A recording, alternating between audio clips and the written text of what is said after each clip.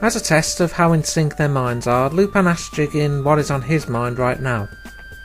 Jigen isn't sure, but speculates Fujiko. This exchange is cut short when their car goes over a cliff thanks to faulty brakes. Fujiko wants to know one of Lupin's techniques, namely that of levitation. Lupin doesn't talk, so she gets her new boyfriend, known only as X8, to cut down the tree they're caught on.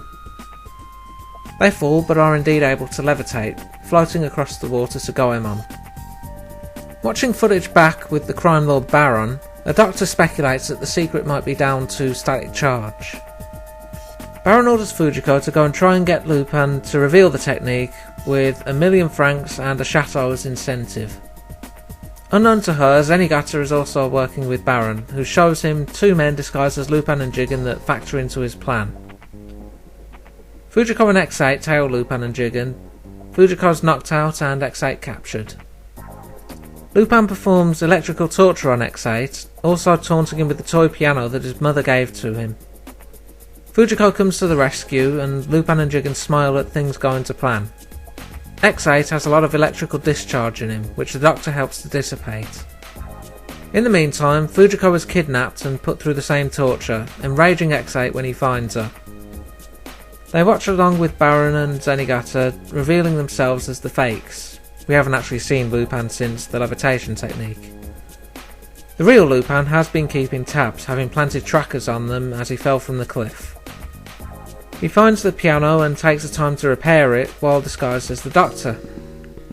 Hearing X8 has caught Jigen and seeing Baron and Zenigata leave, he takes a chance and steals masks that the fakes used.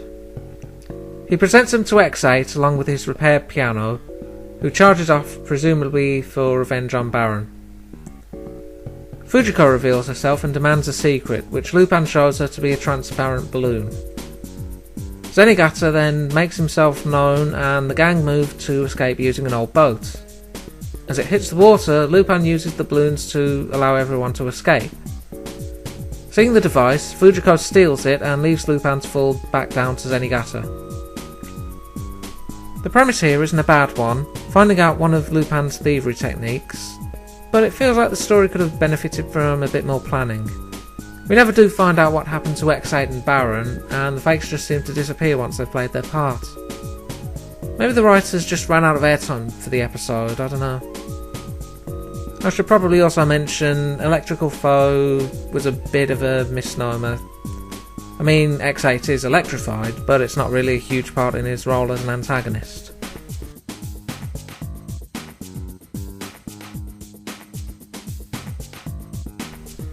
Lupin, Jigen and Fujiko are sightseeing in Morocco when a woman catches Lupin's eye.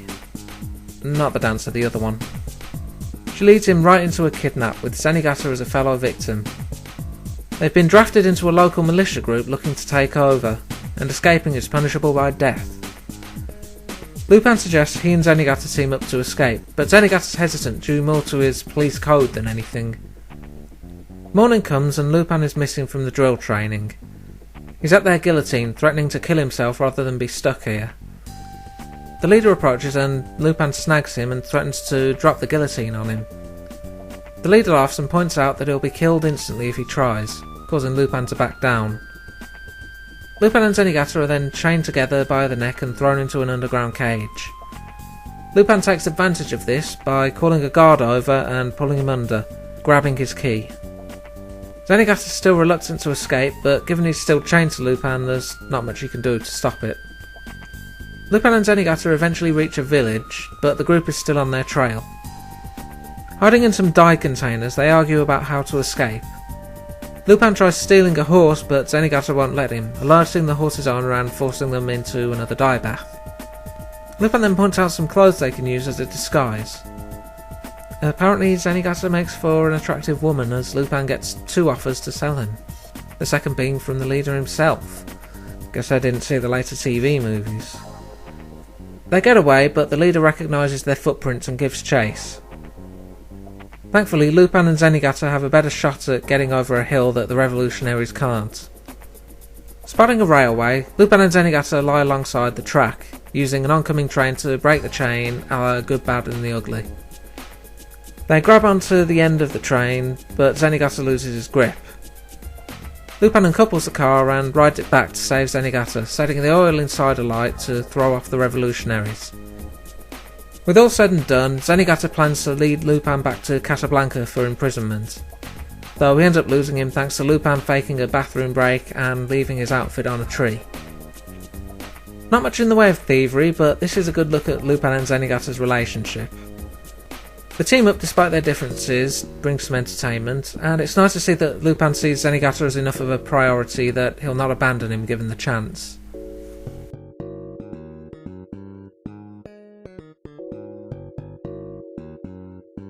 Zenigata's in Stockholm on the trail of Lupin as usual.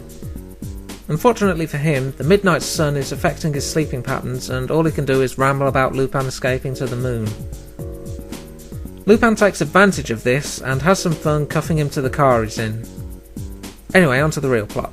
Two sisters, Latika and Anita, hold the secret to the Viking treasure of Blanat, worth 2 billion.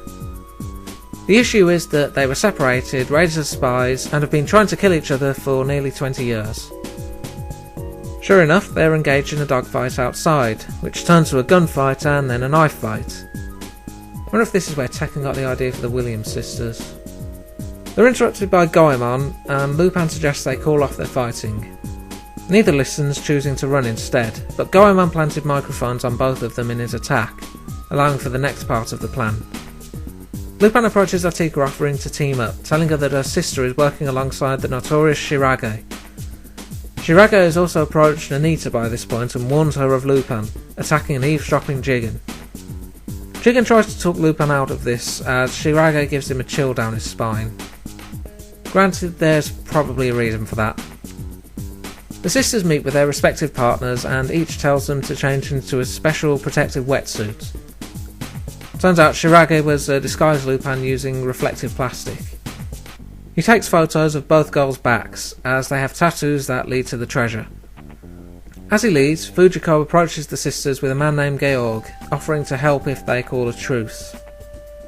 We get some history on Blanat, a Viking who amassed a large amount of treasure. The sisters' father found the location and left it hidden, telling them about it on his deathbed. Georg, an associate, tattooed a map that only appears for a few days during the summer solstice. Well, that's half true anyway. The real map actually only appears for a few seconds, the one Lupin having being a fake, and never appears again after that. Fujiko splits the treasure with them, taunting Lupin as they pass by, and we finish on Zenigata, finally rested, charging at Lupin on a torpedo of all things. Relatively down-key, but still pretty fun episode, with another successful victory from Fujiko. Unless you want to headcanon that Georg, Latika and Anita duped her out of her share or something, given they have more of a claim to the treasure than her. There's a good balance of comedy and action, and some of Lupin's deviousness in play. Namely, how I got the impression he never told anyone else about the Shirage ploy, given Jigen's reservations.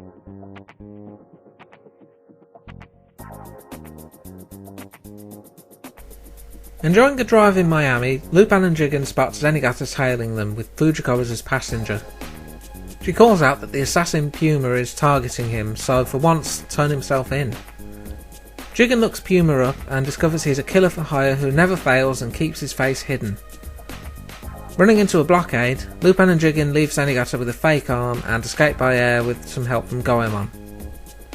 Jigen scouts out some potential locations and suggests a boat and a lighthouse as the most effective, especially at night. Indeed, Puma makes his move that night, shooting what turns out to be a decoy. Jigen returns fire and Goemon moves out to the boat, but only finds a bomb and is forced to escape. Dealing with gunfire if he so much as sticks a hand out, Lupin decides to order a headstone and face the music. Goemon slices at a bug that was listening in as Lupin leaves for the lighthouse.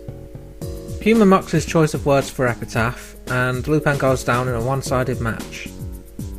Jigen and Goemon find his body, and freak out when a doctor confirms his death. Same goes for Zenigata, who's initially in denial but breaks down and refers to Lupin as his dearest friend. He's thrown in a cell with Jigen and Goemon to calm down. Well, eventually. Lupin's funeral is carried out, but Fujiko hints at knowing something as she watches the burial. Meanwhile, Puma contacts his client Tiger and confirms a meeting to collect his payment that night.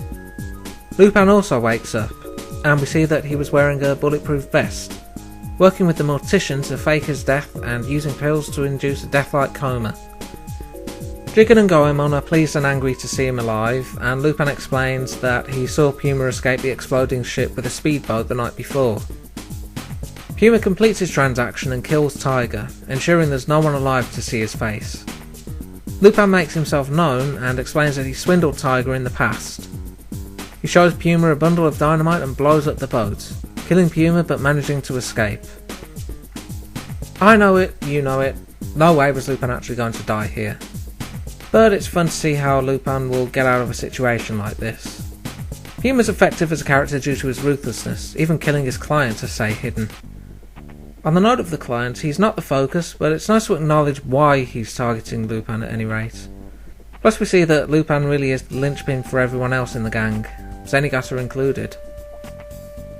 Next time, a bidding war, a vampire fight, and the first appearance of the Fuma clan are included in our run-up to episode 36. Until then.